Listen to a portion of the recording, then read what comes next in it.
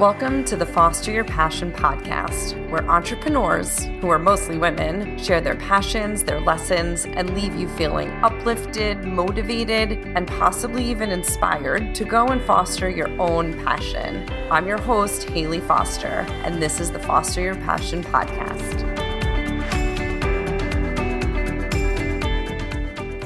Hi, everybody, and welcome to this week's content where we are talking with the amazing Tollisha about all things sticky messaging, which is super important when you are trying to network or launch or grow your business. So very excited that she has agreed to contribute some content to this program. With her amazing Make Your Message Sticky from the Official Glue, Miss Tollisha. So thank you so much. Yay. No, thank you for the invitation to be a part of your program, because it's always good to have this in the mix.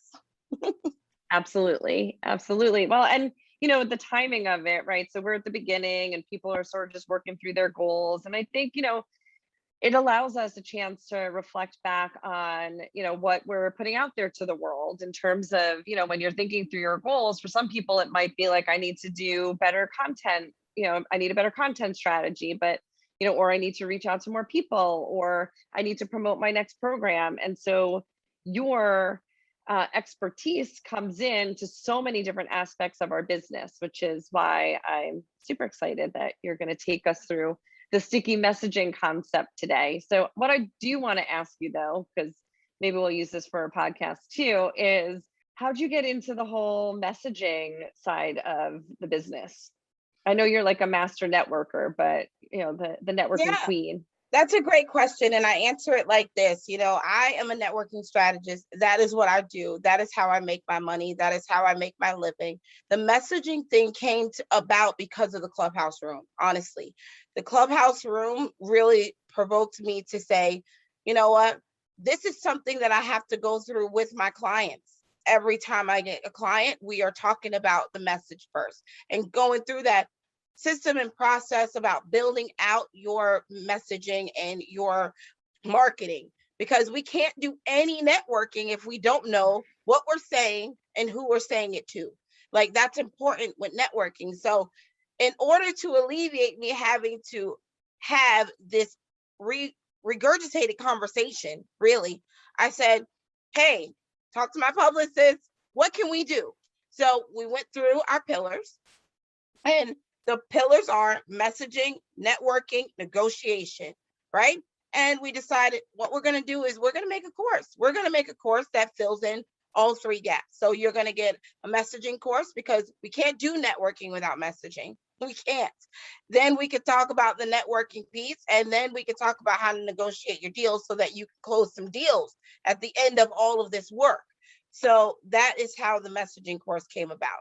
And as much as networking is its own entity, it is its own leg, it is the second part of the process. Nothing happens if we don't know what we're saying. So true. So true. And what I love is the spin that you put on it, right? So it needs to be sticky, which is 100% correct. And we spend so much time in those Clubhouse rooms, you know, and you spend a lot of time with people helping them to really nail down what that message is and what it should be so that people remember it, right? And that's the whole idea behind the sticky, is you got to remember what the message is that you're putting out there, or the people have to remember what it is you're saying, because they'll be like, oh, Hayler, she's the one that does the blah, blah, blah, blah, blah, right? Exactly. So, yes. And you don't want them to be like, what is it she does again? Well, the more information that we can retain, the better it is for us. And, you know, for me, networking is all about how are people working your business for you, so you can stop working and get to the playing, right? We all want to have so much fun in our businesses, and we want to make money, but we don't want to continue doing the same thing over and over and over again.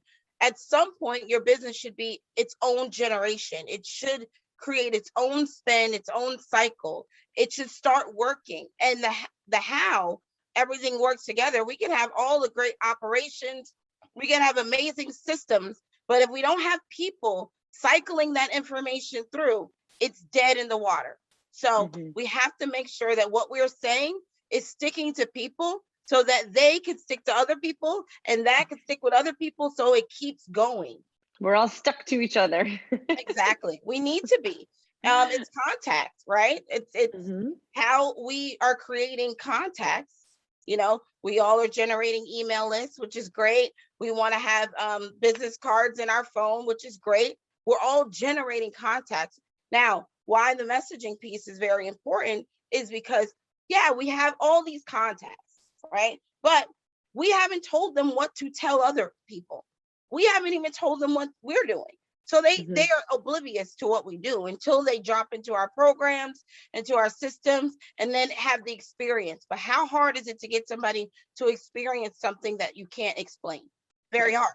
So we Yeah, have to learn how to explain what we are doing in a simple way that creates memory so that they can share it with someone else. I love it. I love it. All right, so how do we do that, Miss Talisha? How do Yeah. we So what's the first place to start? the first place to start is really understanding who you are, what you do, and what results your offer brings to the person that you're going to offer it to. So many times we hear, what are the pain points? But everybody's not bleeding. We're all not in a painful situation, and all of our businesses are not creating tourniquets for the bleed, right? Some things are just leisure, right? Me getting lipstick is not a life or death situation. It's a leisure item that I maybe want or I don't. And when I could say that the results are, your lips are going to be plumper, they're going to reduce the dry cracking feeling. It's probably going to add some glow to your face, whatever the results are. That is what I'm making my decision based on, the results, not the pain, because I'm not in pain. My lips aren't hurting. Nothing's happening. I just want more lipstick. But if I know that I buy the lipstick and it's going to create a result for me, I'm more interested in that. So we have to focus on results.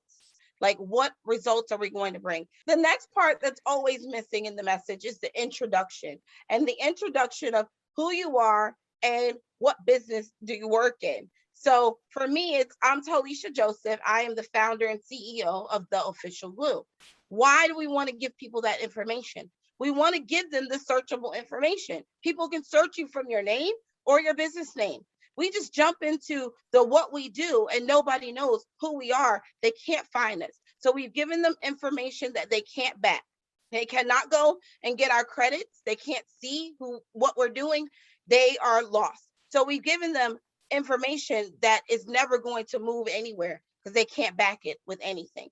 So always make sure you give your introduction. Tell people your name and your position in your business. Are you the founder? Are you the owner? And you want to name the company. Your message is supposed to be transferable. If you hire someone to work for you today, they should just be able to fill in their name and their position and continue your message. So All right. that's step one. Okay. How many steps are there? Probably about 4. In the course that I give, we go through each step individually.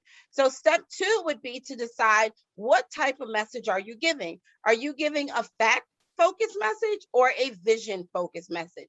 People get a little bit confused about this, but if you are independent and you're a creator and you've created this amazing idea, you are just sharing your vision with your audience. That is what you're doing. But if you're like in an MLM or you're working underneath a company, you are now sharing that company's vision based on facts. So if I have a lipstick company like Maybelline or L'Oreal, where they've had 1 million customers, they have facts to support their products. And when we're sharing their message, we're sharing the facts. Facts are that you can find their products in Walgreens. They live in Walgreens. Facts are that they are department store brands. That's a fact. They're not luxury, right? That's a fact. So when we share their message, we're sharing that information, the facts that they produce throughout the production of their business. But if we're in a vision state, which is like my business, it's a vision, right?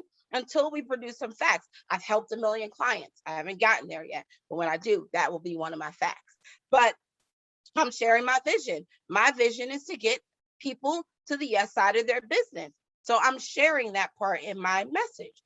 And we want to keep it simple. We don't want to share everything. We don't want to go into a explanation about what we're doing. We want to just share the facts or the vision and leave it at that. We don't want to share this whole, I started my business when I was 15 and then, then we lose it. The message is not Yes. sticking because we're giving too much information. Keep the information very concise, to the point, and sharing those 3 points, and you will have a sticky result. And then step 3 really is about how the message is coming across, like your vocals. So how are we giving enough space in our messaging so that people can understand what it is that we're saying?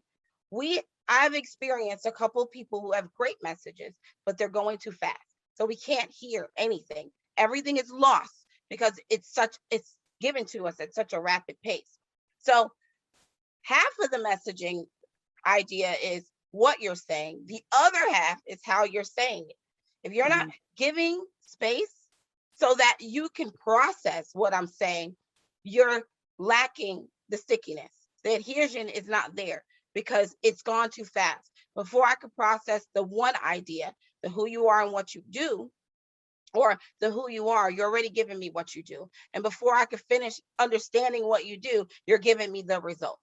Everything needs space so that I can process. Your brain is really a computer.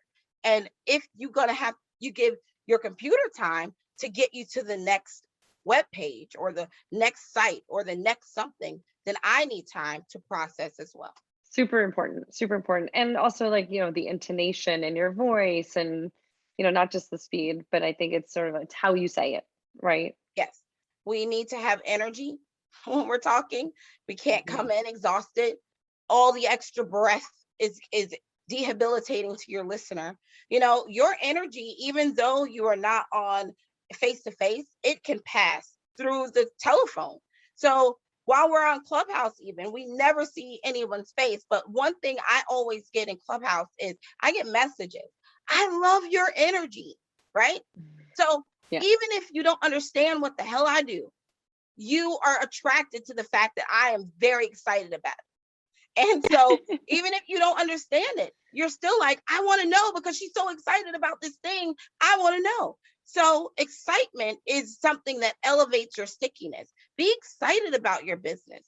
But what I realized as well is that people are getting trained to say things that they don't really feel good saying. So this is why we have the course, because we want to get you to your feel good words, the ones that light you up, the ones that make you smile.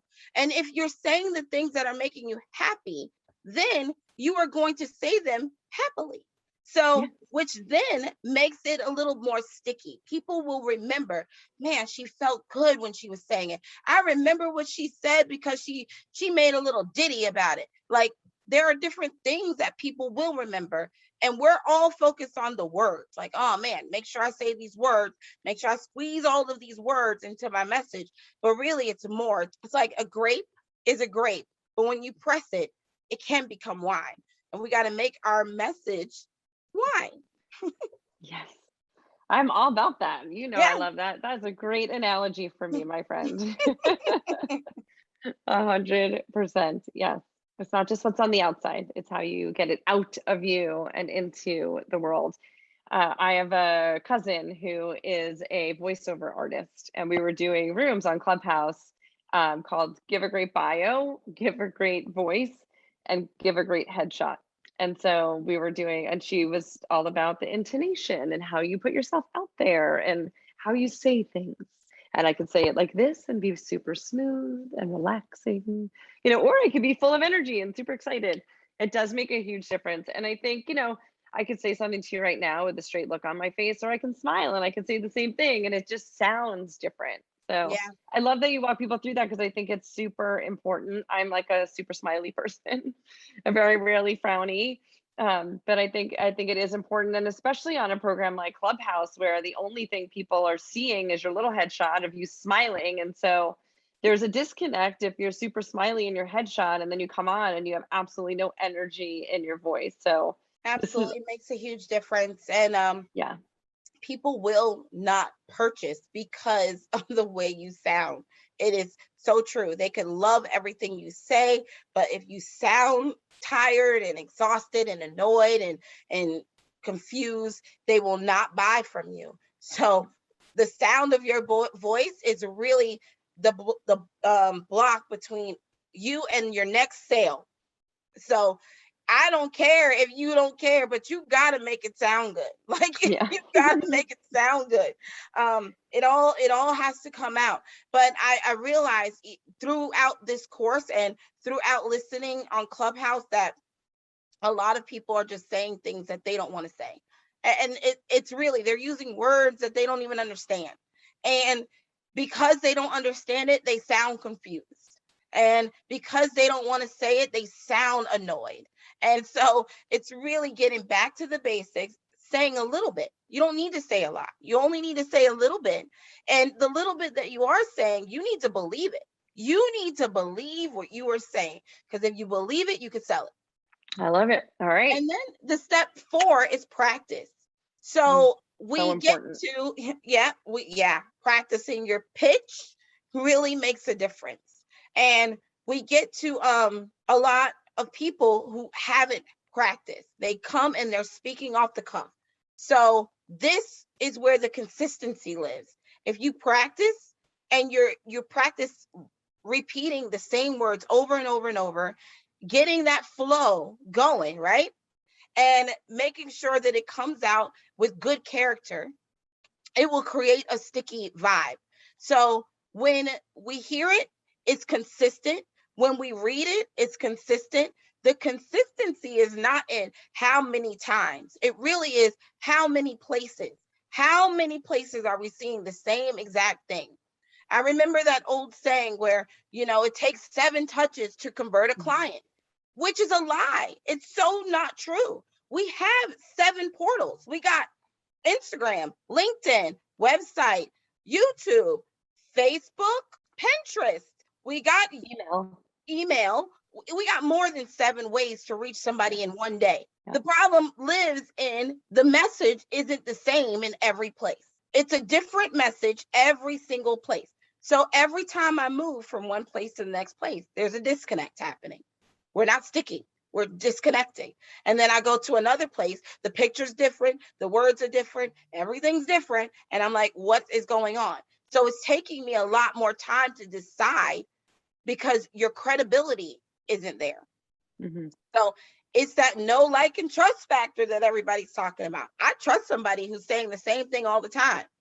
Yeah. I trust somebody that I can do research on and find the same information. I like somebody who sounds like they like what they're doing. So I think these concepts have been misconstrued a little bit on the how. And it really is consistency. It's, are you being consistent in all the places? When you post, are you posting about the same topics? Or are your topics all over the place? 1 week you're doing this and the next week you're doing this. No, we got to stay consistent. So creating your pillars, the who you are, what you do, and what results you offer will help you be more consistent, because you can make content and stretch each category. You can stretch out who you are, personal content, what you do, stretch that out, informational content, the results that you bring, stretch that out, call to actions, right? So, but it's always consistent. It's always has the same message. So that is what makes your message stick. That is awesome. And there will be a worksheet that goes along with this in the toolkit section. So go check out that worksheet. This was super helpful. And the week that everybody views this, they can do a Q&A with Tollisha in the Q&A channel of Slack. So you'll be in there answering any questions people might have. So this is super helpful. I think it's so important. We talked about in the beginning, so important. I do, a worksheet like find your why, so that you can talk about what you do from a position of why you do it, right? As opposed to, we do, some people will talk about the pain points and then the results, but, I also think, so where do you feel like the why fits in there in terms of like why you do what you do? I have a love-hate relationship with the question of why, right? Mm-hmm. So for me, why is too broad. It's like, Mm-hmm. you will be searching for a lifetime to figure out why you do something. But when you ask yourself questions, then you come to a more concise answer. So for me, it's what? What can I do? So what can I do without a shadow of a doubt? And what can I do without the assistance of someone else? You know, so what can I learn? So I want to know, what can I learn while doing that thing that I could do without help? So I need to be in a learning position all the time in order to make the best decisions. And Mhm. what can I offer? So based on what I can do and what I've learned, what can I offer someone else? Because I produced these two results. I've realized I'm great at talking, and I realized I can learn, I can expand my vocabulary, right? I love to talk, but I need to expand my vocabulary. And because I've expanded my vocabulary, I'm able to create people's messaging. I'm able to help them expand on how they're articulating themselves. So that's the offer. So why do I do what I'm doing? I do it because I'm great at communicating, and I want to learn how to expand my language. I want to learn how to expand my vocabulary, but I want to offer this service so that everybody can get connected. So networking, I want you to be able to connect in an articulate way where people can understand you and make a decision instantly without having to go back and research all of the complicated words that you've used to express yourself. So I always ask myself those questions. I think that the why really comes down to the what. Like, what are you doing? What can you do? And you have to be able to do what you're doing, not doing what everybody else is doing. It's important for you to have unassisted help because you're the creator of your business. You're the creator. And if you need help to create, you're not creating. You are really leaning on someone else to get the thing done. I came to that conclusion, short story, when I started being an entrepreneur. I had a t-shirt line. I was like, man, I was 19. I thought I wanted this. And later on in life, I was like, I could do this. Now I have money, so I can do it. But I realized I'm a creator. I have great ideas. I'm not a designer. So I need support. I need someone else to help me design t-shirts in order to make my vision a reality, which is complicated because if I'm always depending on the designer to get the designs out, my business actually is in the designer's hands. It's not in my brain. So it's really important for me to understand, what can I do to generate for myself as an entrepreneur? I need to be the generator. I need to be the one that's consistently flowing things out of me to make myself profitable. And so it's, what can I do without help from someone else? Now, in order for me to perfect that craft, I do need to learn things. People can assist me in the knowledge capacity.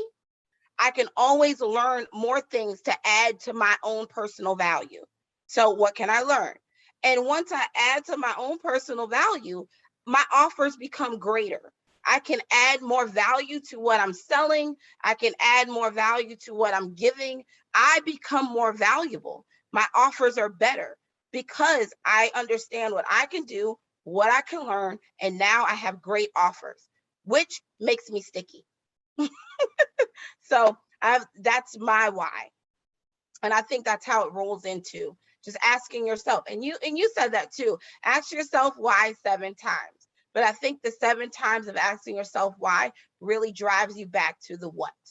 It gets you back to that what. Because if you keep asking yourself why and can never determine what it is, you're still going to keep asking.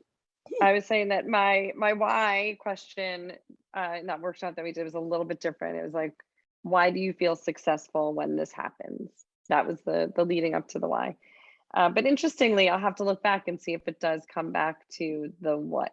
But I love the combination of the two of those, of really, like when I do talk to people and tell them what I do, I don't necessarily start with the what. I do start with the why I do it.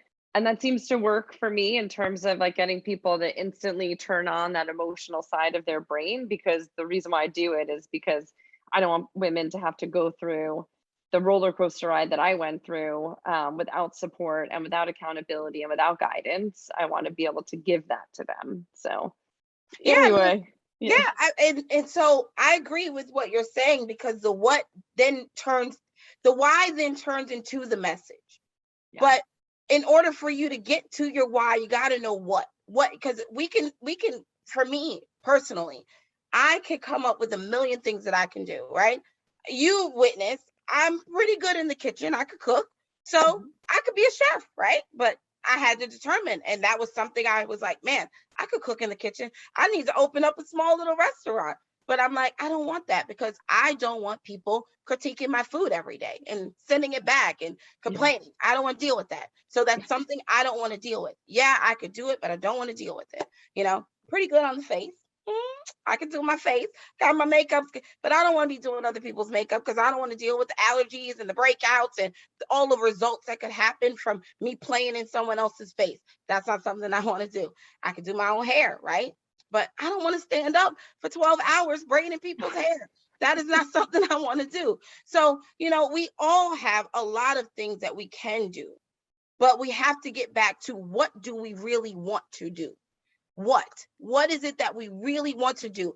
What is the thing that we can do if we had to do it for free every single day, never got a return on it? What is the one thing, or maybe two, that we could do without feeling like it's a drag, or there's going to be these complications where I'm just not going to want to do this anymore? Because we know that this run of entrepreneurship, it is a hard run if you are not grounded. If for sure. you are up in the clouds and in dreamland, you will fall hard, right? So, really important for you to know, what is it that you want to do, right? Why we want to do things is an elusive, for me, it's like an elusive thing. It's like up in the clouds. Yeah, I want to be a millionaire because I want to take care of my family and live on a boat. That's my what. I want to live on a boat. I want to just travel the world. I want to see everything. But why? Why would I work so hard? And what am I going to do to get that money? What am I going to do to make that thing come true? What am I willing to do to make that thing come true? Drive it down even more. What are you willing to do? Because you have to be willing to do a ton of things in order to be a successful entrepreneur. Your will and drive is the only thing that moves your mission. And if your message supports that will and drive, I'm telling you, you will get everything that you want, but your message has to support that will and drive. You, Haley, are a driven woman, and I know that your message supports your will and drive. If anybody comes into your circumference and they are contesting that will and drive, it is an absolute no for you. So, also, it creates boundaries, right? Because you know what you're willing to do. And if someone asks you to stretch beyond that will, it's a no, right? You are driven to get the things that you want. But if I have to do anything outside of my will to get that thing, I'm not doing it. So it's a boundary. And we could put that information into a message to help other people respect your boundaries. But it has to be more than a why. It has to be, what are you willing to do? Because we could create a message that will get you all the results, but then you're now tasked with the doing of what you wanted, and you're like, I'm not willing to stay up all day to to meet with clients. I'm Mhm. not willing to be on Instagram 4 hours a day. And the message is creating that, it's generating all of these tasks for you. So if you're putting out a message to do things that you're not willing to do, and you're attracting all of that energy to yourself to say, hey, I'm going to do all this stuff, now you're going to be dissatisfied with the results. So Right. the key is to create results that are satisfactory based on the what, that for me. Interesting. I like that perspective for sure. I like it a lot. Yay, I'm excited. I'm excited too. This was super helpful. So hopefully everybody got all of those amazing, the 4-step process of creating your message. Super important, obviously. And hopefully everyone is sitting there with pen and paper and writing down their stickiness. Well, I'll So go through the 4 again, just so you guys can get them in order. So the first step is to know who you are, what you do, what results you bring. Step 1. Step 2 is to decide what type of message are you going to give out. Is it going to be a fact-based message or a vision-based message? Step 3 is to articulate that message. Make it clear, make it precise, and give space for processing. And step 4 is practice. Make sure you practice your message and keep it consistent across all platforms. consistency is key, right? I Yes, talk about that all the time. Consistency is key, right? That's the way to get to absolutely. where you want to go. 100%. Fast. If you want to do it Yes. quickly, be consistent, and not Yeah. in the activity, want to run, run, run, run, run. Even, working out, you work out. If you do one workout every single day, your body literally kind of says, okay, well, we're doing that. Muscle memory, right? It's like your body becomes comfortable with that activity. So it Yes. doesn't generate a result because it's comfortable, right? Well, So it doesn't generate rejection, right? So no, it won't reject it. But if you're trying to build muscle in your arms and you're working out your arms consistently every single day, and we're working out our arms, at some point, doing it in that repetition every single day without giving it rest.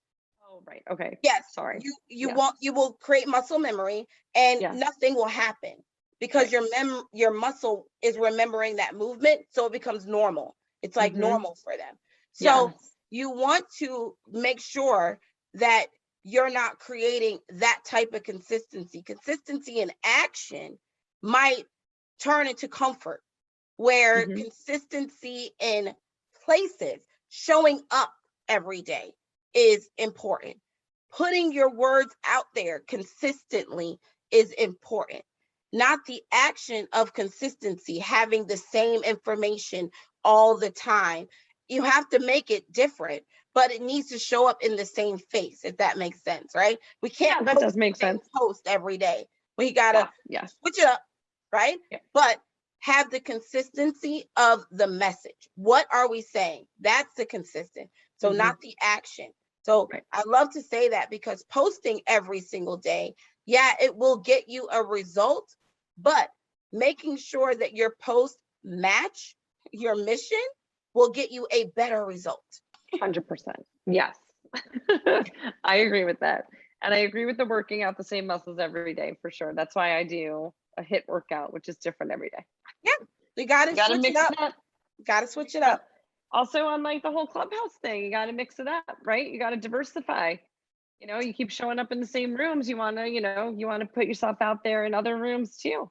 Oh We should do boy, a Haley, sticky, that's a whole a nother sticky room. conversation. I know. Yeah, We need to do a sticky room. we can. I'm totally game for that. And All I right. love that you said that, because that's literally my clubhouse strategy. I was never intended to be in one space throughout. I'm a networker, for God's sakes. What Right. good is it going to be for me to be in one spot? I got to drop my message in multiple spaces. But strategy, right? We can't just go around and dropping information in irrelevant spaces. You No, got to they drop have to your be. Yes. information in the spaces where it's going to make a difference. So start building a strategy about where you're going to drop your message, which is why you brought us back to the why. I had to create the messaging course in order to get people set up to network effectively. Yeah. Thank you, my queen. This You're was welcome. awesome. Appreciate you. Appreciate your time. And I hope everybody appreciated all of that amazing information that you just gave them for free, for being part of this course, not necessarily for free. Yeah, So we thank all, you. this is how you help your friends support your friends, guys. Exactly. Women supporting women, people. This is the way it rolls. So thank you so much. Don't go anywhere. Bye, everybody. Bye. Thanks for tuning in. I'm your host, Hayler Foster, and I hope you'll join me next time for more inspiring women who are fostering their passions each and every day. Please subscribe wherever you download your podcast and follow us on social media at Fostering 101.